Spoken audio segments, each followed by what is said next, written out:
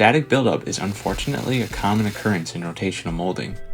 Its effects can be seen in two ways: defects in molded parts such as the color swirling shown here, as well as potential damage to molds through static discharge. When fine powder rotates in an oxygen-rich environment, there is potential for built-up static to create a spark and ignite the fines inside the mold. Static relief goes from the bottom up. All machines by virtue of their installation are grounded.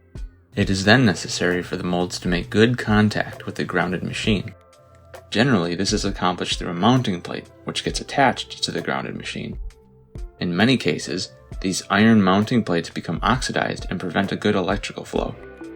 This can be countered by a brief cleaning routine using steel wool or a grinder. Once a good electrical path is assured through the machine, we can focus on the mold itself. This is where Anti-Stat pins provide the solution. Easy to install with little to no maintenance, Anti-Stat pins will provide much needed static relief and give you one less problem to worry about. Using Anti-Stat pins along with good grounding techniques will improve your product quality, prolong the life of your molds, and allow for safer operating conditions. Anti-Stat pins can be purchased on rotomart.com using the links in the description of this video. Thanks for watching, and until next time, happy molding.